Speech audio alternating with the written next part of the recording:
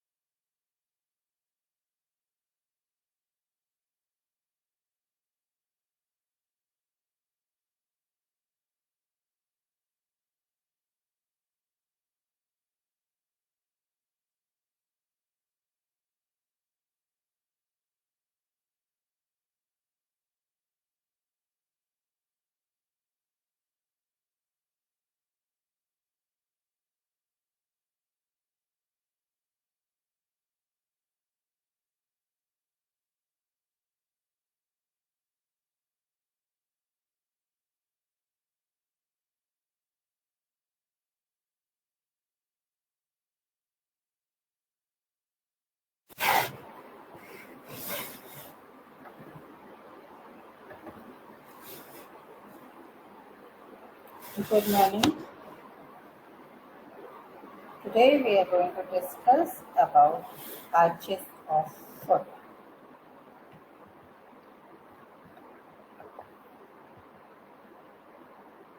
If you look at the articulated foot skeleton, is the plantar view of the foot, in which you can see it's a curved structure on the plantar side. On the dorsal side, it's more of convex. On the plantar side, it's more of concave.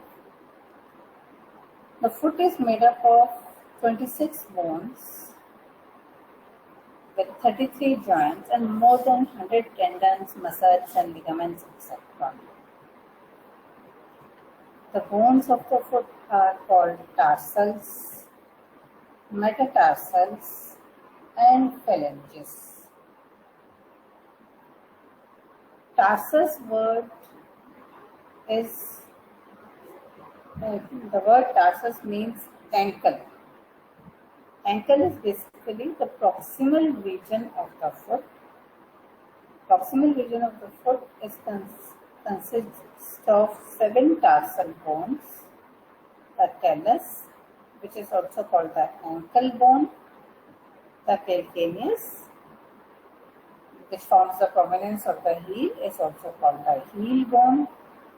Navicular is shaped like a little boat, that's why it's called navicular. Apart from talus, calcaneus and navicular bone, there are 3 cuneiforms: the medial, intermediate and lateral bones, and again a cuboid bone. Cuneiforms are more or less wedge-shaped, that's why they are called cuneiform bones.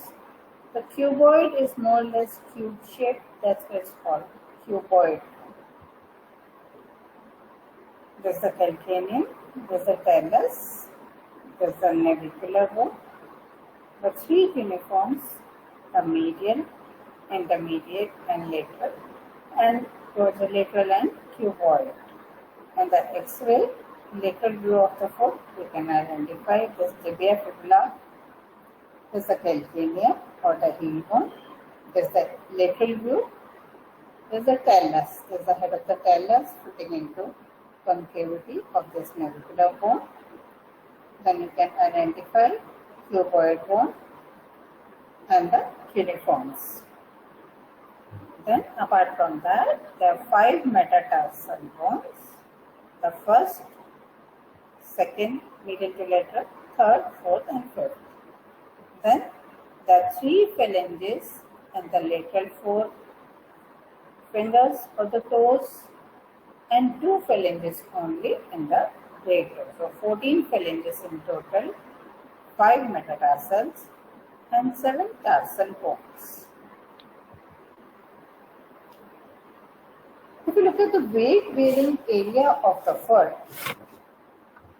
the body weight is divided approximately equal between the hind foot, which is formed by the calcaneus, and the forefoot region, which is formed by head of the metatarsals.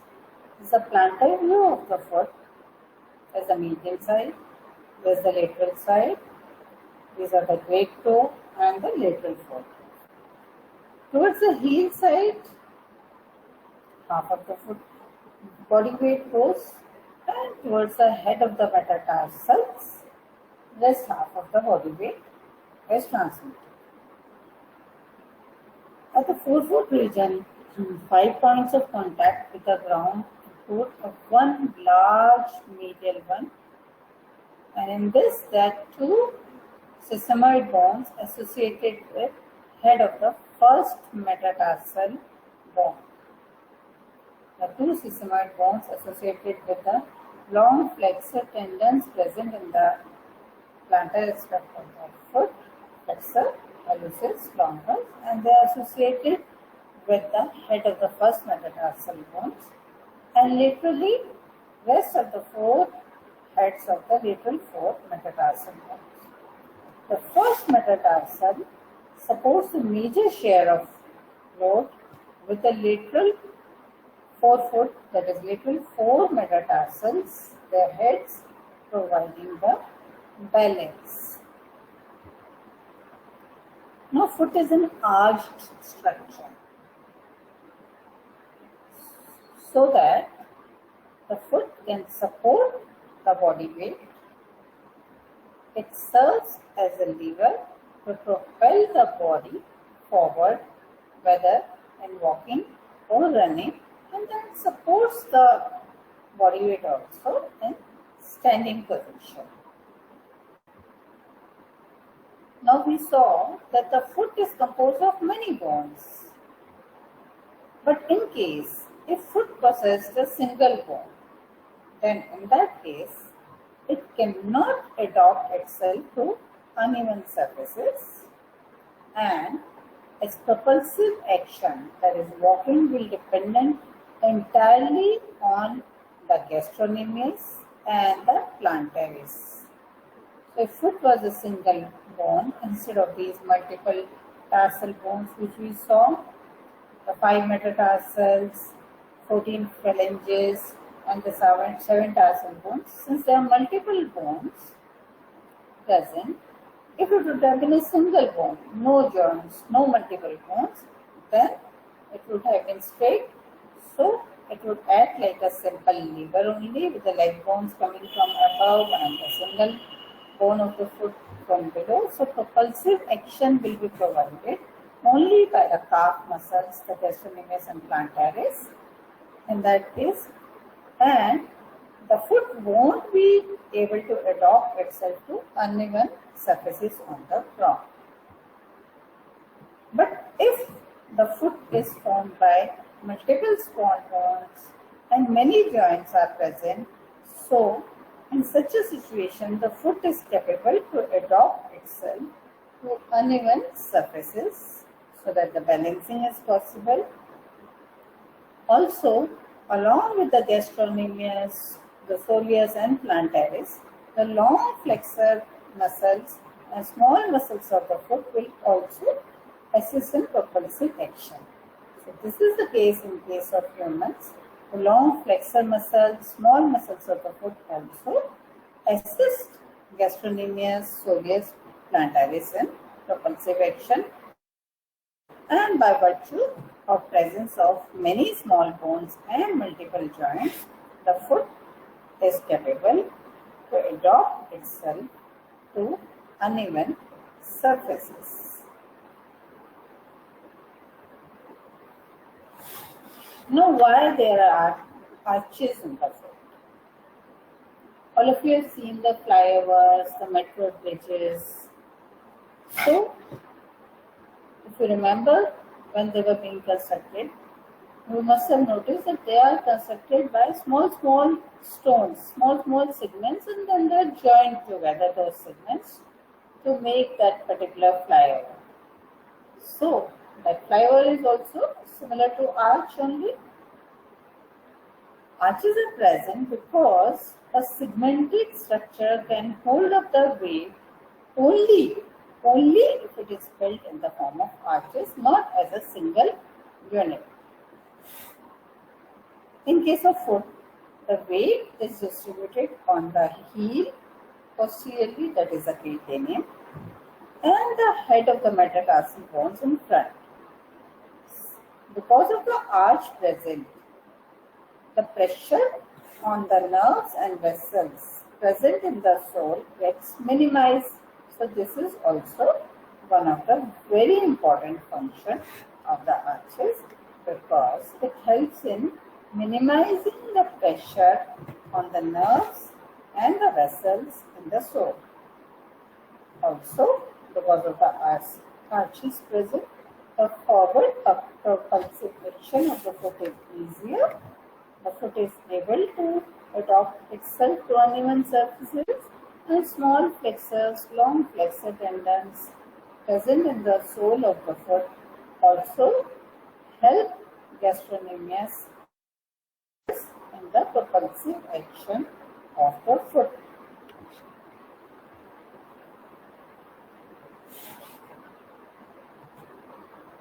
This is a diagrammatic representation to show the two longitudinal arches of the foot. You can see that there is this green one, there is the medial longitudinal arch, and this red one is the lateral longitudinal arch. The medial longitudinal arch is higher. You can see, have a look at the plantar aspect of your own foot. You can notice that the medial side is more raised as compared to the lateral side. So, medial longitudinal arch is higher than the lateral, and it acts as a shock absorber. It consists of the medial half of the heel bone or the calcaneum, the talus, ankle bone sitting on the calcaneum, the three cuneiforms, medial, intermediate and lateral, and the navicular articulated with the talus, and the three metatarsal bones. So, medial half of the calcaneum, the talus bone, the navicular bone which articulates with the head of talus. Talus is a tortoise-shaped bone with a head, neck, and this hump of the tortoise with a small tail also even behind.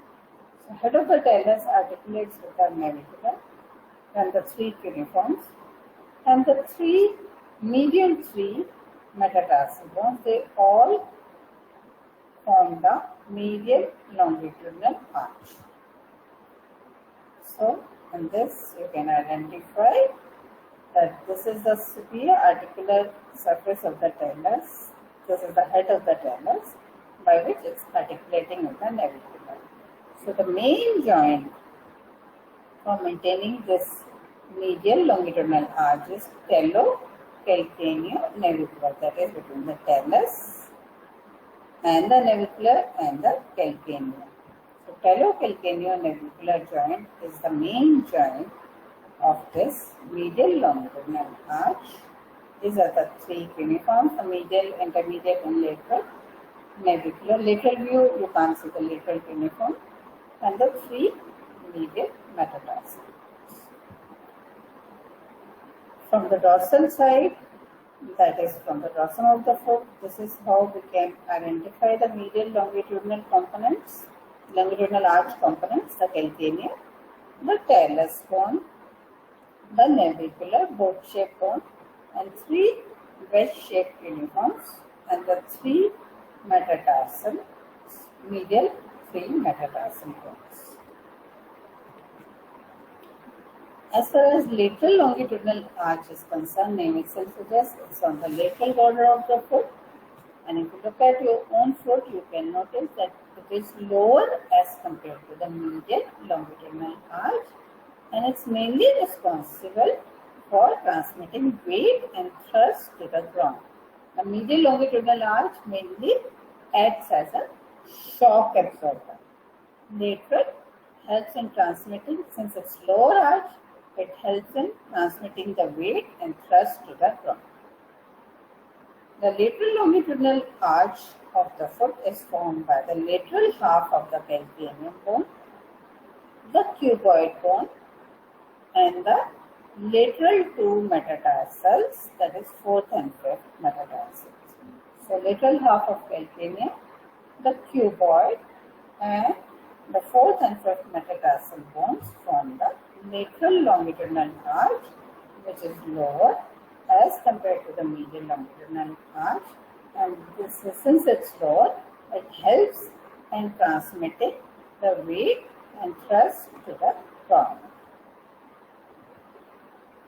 There is a lateral view of the lateral longitudinal arch, and the main joint in this lateral longitudinal arch of the foot is calcaneo-cuboid joint. So this is the lateral half of calcaneum, the cuboid, and the two metatarsals, lateral two metatarsals, forming the lateral longitudinal arch of the foot. This is a dorsal view showing the lateral longitudinal arch of the foot, the lateral two metatarsals or the fourth and the fifth metatarsal, the cube-shaped cuboid bone, and the lateral half of calcaneum. Main joint being the calcaneo-cuboid joint. Apart from longitudinal arches, there is a transverse arch also present in the foot. It's only half an arch in one foot. It completes the arch by the other foot. If you keep both the foot together, medial borders towards each other, you can notice that there is a transverse arch also present in the foot, that is, it's raised in the middle, and this is mainly formed by the basis of all the five metatarsal bones, the cuboid, and the three cuneiforms, medial, intermediate, and lateral.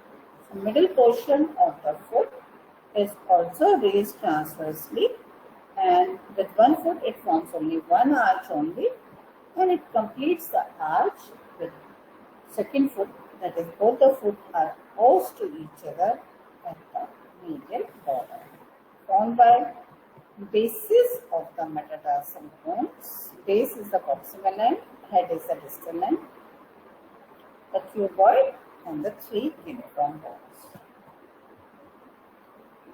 So this is the transverse arch in which you can see that these are the bases of the metatarsal bones, the three cuneiforms, and the cuboid bone. This is the plantar aspect to show you half of the transverse arch of the foot. Now, maintenance of these arches is very important. Obviously, it protects the nerves, vessels present in the sole. It helps in balancing the foot onto uneven surfaces. It helps in transmitting the weight and thrust to the ground. It acts as shock absorber. So, what are the factors which help in maintenance of arches of foot? Is the shape of the bones, the strength of the ligaments, and tone of the muscles. So, muscles, their tone, the strength of the ligaments which are joining those various bones, and the shape of the bones.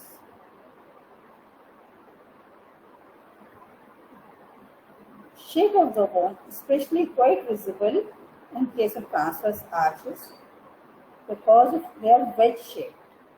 The thin edge lying inferiorly and the thicker end lying superiorly. And this is more important especially to the bone which occupies the center of the arch and which is called the keystone. So you can see even the talus, in case of the medial longitudinal arch, its lower end can be seen to be narrower as compared to the upper end. So it's wedge shaped. Similarly, for the transverse arch, the cuneiforms are wedge shaped bones with the thin edges inferiorly and the thicker superiorly. Obviously, the arches are concave inferiorly and convex superiorly. To make this arch maintain, the upper end of these bones have to be wider as compared to the lower end, making them wedge shaped so that the arch is If it would have been square, so maintenance of arch will not be possible. If it would have been narrow above, wider below, then also it's not possible, because then in that case concavity cannot be maintained inferiorly.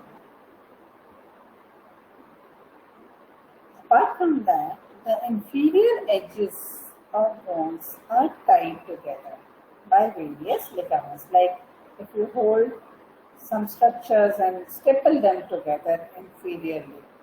In case of arches, the inferior edges are joined together or tied together by presence of various ligaments which are passing from one bone to another, thereby acting as staples or tying the edges together. So they also help in maintaining the arches. If you look at the inferior edges of the bones which are tying together, the medial, lateral longitudinal arches or the transverse arch. In case of medial longitudinal arch, it is the plantar calcaneonavicular ligament, which at the main joint in this medial longitudinal arch is the talocalcaneonavicular ligament. So on the plantar side, between the calcaneum and the navicular bone, there is a ligament, plantar calcaneonavicular ligament. Along with that, the tibialis posterior tendon. Tibialis posterior, if you remember, was to the tuberosity of the navicular bone, and then it was giving slips to all the cuneiforms and to the middle three metatarsals, that is second, third, fourth metatarsals. So small slips from one bone to another also were given by tibialis posterior muscle. In case of lateral longitudinal arch, the long and the short plantar ligaments, which are present, which are connecting the various bones from the plantar aspect, help in maintaining the lateral longitudinal arch. As far as the transverse arch is concerned, the deep transverse ligaments which are connecting the bases of the metatarsals together, the transverse head of adductor hallucis, that's a muscle of the sole, it has a transverse head, so that, and the dorsal interosseous muscle which are passing between the various metatarsals, they act as staples or tying the inferior edges of the bones, various bones forming the transverse arch together. Apart from that, another factor which helps in maintaining the arches is tying the ends of the arch together like a tie beam. Tie beam connecting the two ends of the arches together. In case of medial longitudinal arch, the plantar aponeurosis, the medial half of flexor digitorum longus and flexor digitorum brevis, the flexor hallucis longus and flexor hallucis brevis, and abductor hallucis, that is, all the muscles present in the sole and the tendons towards the medial side. Plantar aponeurosis is present both on medial and lateral side. The flexor digitorum longus goes to the lateral four toes. So medial half of the flexor digitorum longus going to the second and the third toe. But similarly, flexor digitorum brevis, the tendon of flexor hallucis longus goes to the distal phalanx of the great toe, flexor hallucis brevis, the abductor hallucis. All these muscles will support the medial longitudinal arch by tying the ends of the arch together. As far as the lateral longitudinal arch is concerned, this is supported by the lateral half of the plantar aponeurosis, the lateral half of flexor digitorum longus and flexor digitorum brevis, the two lateral muscles of the lateral toe, adductor digiti minimi and flexor digiti minimi. So all these will help in tying the ends of the lateral longitudinal arch together. The transverse arch is supported by tendon of peroneus longus. Peroneus longus is arising from the lateral surface of fibula, and then it traverses through the sole and goes towards the first metatarsal bone. So it's crossing all the metatarsal bones bases from lateral to medial side. So peroneus longus transversely is going in the sole, so it helps in supporting the transverse arch.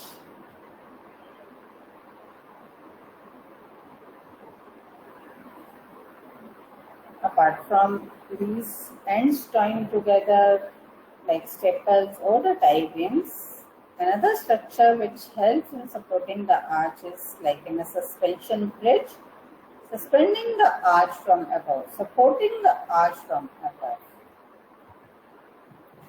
In case of medial longitudinal arch,